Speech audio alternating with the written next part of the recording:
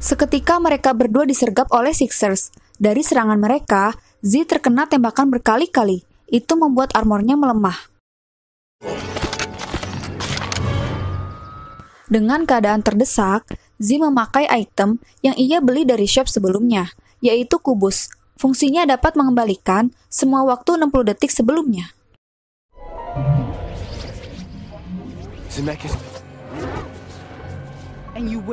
Z dan Art akhirnya bisa melarikan diri. Di sini kita mengetahui alasan Art sebenarnya untuk mengacaukan IOI, karena ayahnya telah menaruhkan segalanya untuk membeli barang-barang di Oasis. Itu membuatnya terlilit hutang dengan perusahaan IOI. Karena itu, ayahnya jatuh sakit dan meninggal. Setelah Artemis bercerita, mereka berpisah. Di sisi lain, Nolan akhirnya dapat mengetahui identitas asli Z di dunia nyata dari IROC. Nolan memerintahkan Snell untuk mencari tahu keberadaan Wade. Info sedikit, Snell bekerja di perusahaan IOI di divisi untuk melacak atau menangkap player-player Oasis yang tidak sanggup membayar hutang ke perusahaan IOI. Mereka yang telah ditangkap dimasukkan ke dalam pusat royalti di mana mereka dipaksa bermain dan bekerja di dalam game Oasis untuk perusahaan IOI. Dari semua itu, kita mengetahui IOI juga telah memberikan jasa pinjaman buat player yang ingin membeli item-item di dalam game Oasis. Itu sebabnya Artemis ingin menghancurkan perusahaan IOI dari Oasis yang membuat ayahnya meninggal. Suatu hari Nolan mengajak Wade untuk bekerja sama dengannya agar dapat memenangkan kontes Holiday. Tetapi Wade menolak, dan itu adalah keputusan Wade yang membuat ia kehilangan bibinya.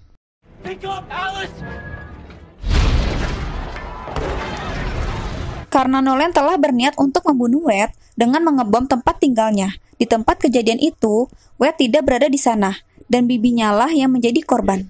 Singkat cerita, Artemis memerintahkan anak buahnya untuk membawa Wade ke tempatnya. Dan untuk pertama kali, mereka saling bertemu di dunia nyata, dan nama asli Artemis adalah Samantha. Lalu di tengah pembicaraan mereka, Samantha menyadari bahwa petunjuk selanjutnya dari lompatan yang tidak diambil Holiday adalah Holiday melewatkan kesempatan untuk mencium Kira di saat waktu mereka berkencan. Lalu Z membuat kelompok bersama Artemis, Edge, beserta Daito dan Sho. Mereka semua bersama-sama langsung bergegas mencari petunjuk kedua itu. Dari petunjuk sebelumnya, mereka menyelidiki film yang disukai Holiday, yaitu The Shining. Di cerita film itu, dalam waktu 2 menit, mereka harus memecahkan teka-teki yang harus mereka selidiki. Dan akhirnya mereka menemukan tempat di mana kunci itu berada. Enerok muncul kembali dan memberikan kunci kedua kepada Artemis. Nah, dari kontes kedua ini, Holiday ingin memberitahu bahwa ia telah membiarkan kesempatan itu pergi. Simpelnya, Kira udah kasih kode ke Holiday, tapi Holiday menyanyiakannya begitu saja. Jadi yang menikah sama Kira adalah Morrow temannya sendiri. Nolan telah melihat papan peringkat Parzival telah mendapatkan kunci kedua setelah Artemis. Itu artinya Z masih hidup. Di sisi lain, Snell telah berhasil melacak keberadaan Artemis. Dari rekaman yang terdapat, ada anak buahnya Artemis ketika ia ingin mencoba membawa Z. IOI langsung bergerak cepat, mereka langsung menyergap markas Samantha, di mana Wade saat ini sedang bersembunyi di tempatnya. Lalu Samantha mengorbankan dirinya ditangkap, buat si Wade bisa kabur. Di sisi lain, Wade yang berhasil kabur, lalu bertemu dengan teman terbaiknya di dunia Oasis, yaitu Edge. Ya, nama itu memang nama aslinya di dunia nyata, dan juga Tashiro alias Deto, kemudian So alias Sho, bocah berusia 11 tahun. Mereka mendapatkan kabar buruk bahwa saat ini IOI sudah berhasil menemukan tempat tantangan ketiga. Lalu hal yang akan mereka lakukan pertama adalah membuat rencana untuk membebaskan Samantha dari IOI. Ya, Samantha saat ini berada di pusat loyalty yang berada di dalam perusahaan IOI milik Nolan. Untuk melunasi hutang ayahnya, ia dipaksa bekerja di dalam Oasis dengan diawasi oleh Sixers. Tentu Loyalty dan Sixers berbeda. Loyalty ditempatkan di sebuah ruangan kotak yang terbatas. Mereka semua dipaksa bekerja untuk melunasi hutangnya. Kalau Sixers, mereka semua karyawan IOI yang dibayar untuk bekerja dan ditempatkan di ruangan terbuka. Tempat tantangan ketiga itu berada di planet Doom, planet yang paling berbahaya di OSS. Di film ini, game yang akan dimainkan itu game-game lawas ya guys. Kita nggak tahu maksud dari James Halliday membuat kontes ketiga itu bertujuan apa. Avatar Nolan yang bersama iRock kini tiba saatnya untuk menggunakan bola Osufox. Nolan memerintah iRock untuk mengaktifkan bola Osufox. Tujuannya adalah untuk melindungi area kontes terakhir ini, untuk melindungi dari player lain yang mencoba memenangkan kontes ini, sampai ia berhasil memecahkan tantangannya. Sifat yang jahat, serakah, dan berambisi untuk menguasai penuh Oasis, membuat kontes terakhir ini adalah hidup dan matinya, jadi Nolan mengerahkan segalanya agar tujuannya tercapai. Kembali ke Z dan lainnya, mereka berhasil membebaskan Samantha dari pusat royalty, setelah mereka berhasil masuk ke tempat Nolan, dan membuatnya terpojok. Samantha Cook, where is she? Tapi tunggu dulu, ternyata itu tipuan. Edge berhasil meretas akun Nolan. Kemudian Edge menyeting akun Nolan seolah-olah ia berada di dunia nyata. Tapi itu tidak berlangsung lama, Nolan menyadarinya dan langsung membuka VR-nya.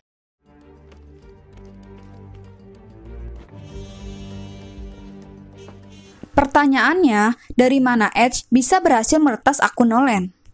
Jawabannya, ketika Wade diundang Nolan untuk bekerja sama lewat VR hologram Z yang langsung berada di tempat Nolan. Nah, di saat itu, tanpa sengaja, Z melihat password akunnya Nolan tertulis jelas dan dapat mengingatnya.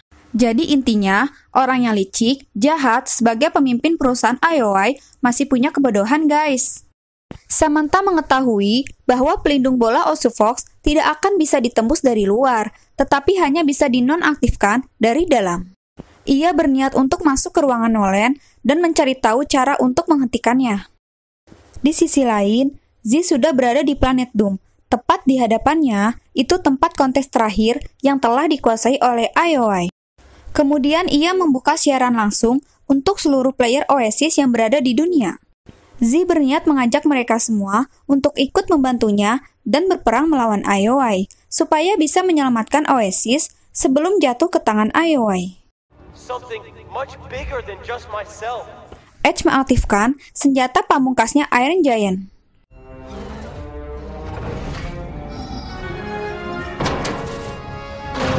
Bersama Shaw, mereka ikut bergabung dengan Z, dan setelah pidato Z selesai, tidak ada satupun player yang muncul. Namun selang beberapa saat kemudian, akhirnya mereka semua muncul untuk ikut berperang.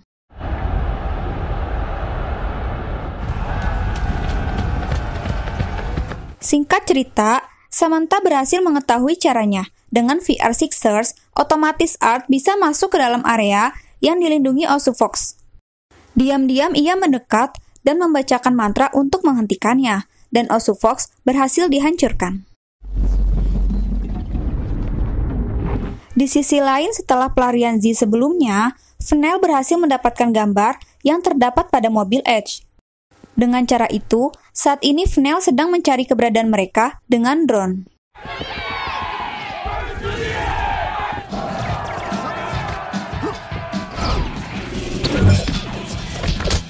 Setelah berhasil menghancurkan penghalang, Artemis bergabung dengan mereka dan ikut bertempur.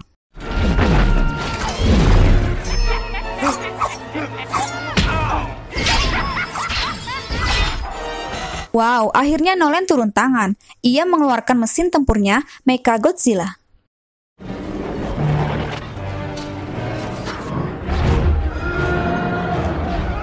Daito yang dari awal pertempuran tidak ikut turun tangan. Akhirnya ia beraksi setelah kemunculan Mechagodzilla. Ia langsung menggunakan Gregorius 120 yang memiliki fungsi bisa berubah menjadi robot besar apapun selama 2 menit. Kalau kalian masih ingat, ini adalah artefak yang ia dapatkan bersama Shaw dan Edge di awal film, dan Daito memilih robot Gundam.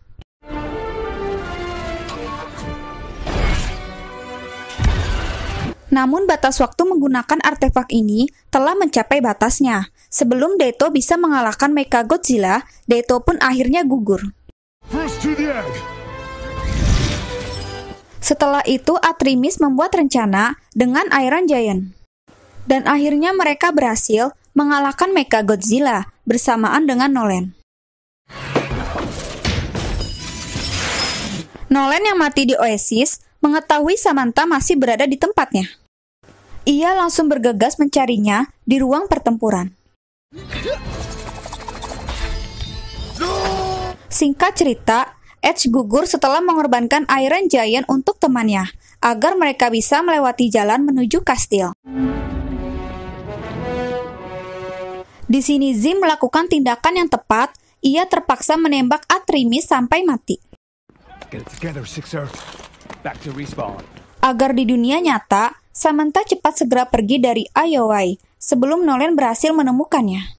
Setelah itu, di keadaan terdesak lagi, akhirnya Zim menggunakan item terakhirnya yang ia beli di shop, yaitu bom dengan daya ledak yang cukup besar dan berhasil membunuh semua Sixers di tempat itu, termasuk portalnya juga.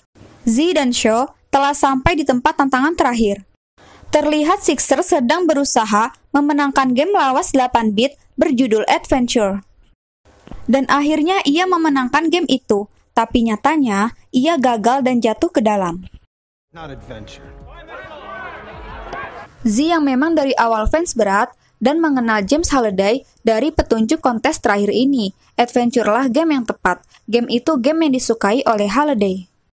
Bukan soal menang atau kalah untuk memecahkan petunjuk kontes ini, tapi kita harus menemukan hal yang tersembunyi di dalam game Adventure tersebut. Namun tiba-tiba, Nolan dengan iRock yang menyandra Shaw datang.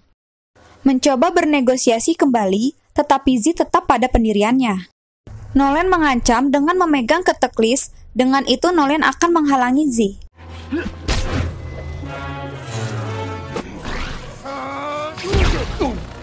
Singkat cerita, Nolan berhasil mengaktifkan ketek list dan semua player telah musnah termasuk Nolan.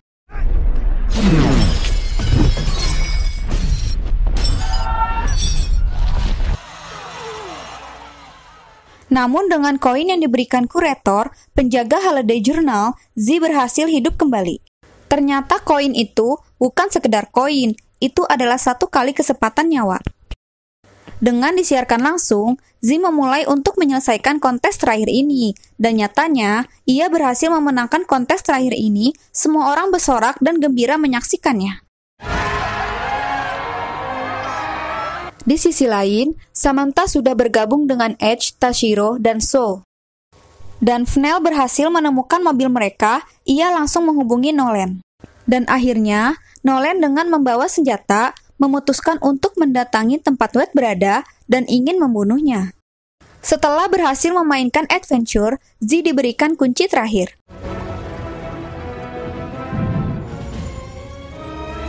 Gerbang pun terbuka, dan Parzival disambut oleh Anarok. Lalu Anarok memberikan sebuah kontrak untuk ditandatangani. Namun, Parzival mengakui kontrak itu sama seperti kontrak yang ditandatangani oleh Edgar Morrow.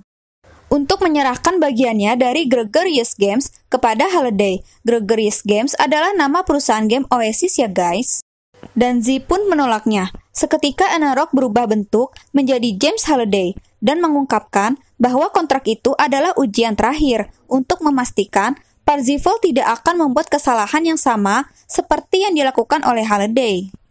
Seketika Parzival berada di ruangan James di masa lalu, di mana di tempat itu ada James versi masih kecil.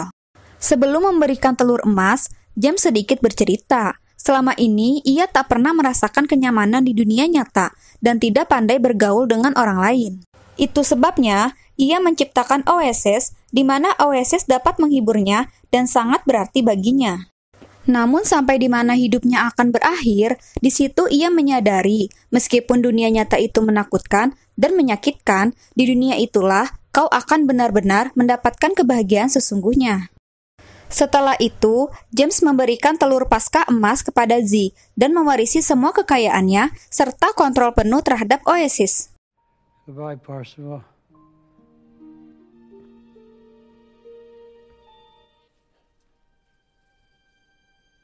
Di dunia nyata, Nolan dan Fennel gagal menghentikan Wade dan teman-temannya.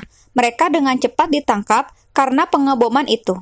Ogden datang menemui Z dan memberikan sebuah pertanda tanganan untuk mewarisi semua kekayaan Halliday, serta kontrol penuh terhadap Oasis. Di sini kita mengetahui, ternyata Ogden Morrow berperan sebagai kurator arsip di Oasis. A little closer than most. You're the curator?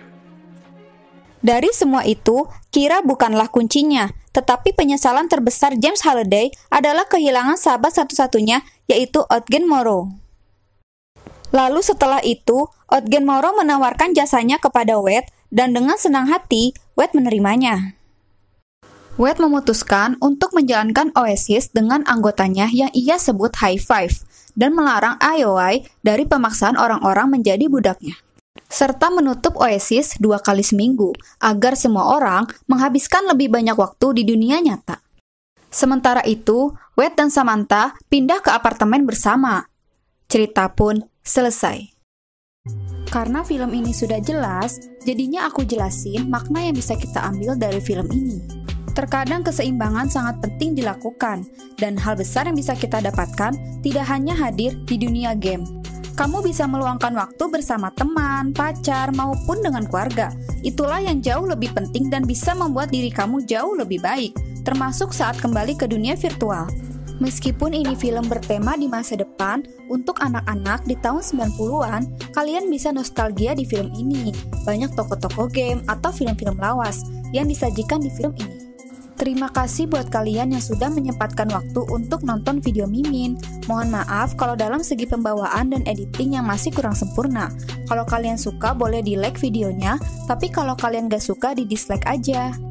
Dan biar Mimin tetap semangat untuk membuat video lainnya, boleh di-subscribe channel Mimin ya guys. Dan cukup sekian, terima kasih. Bye!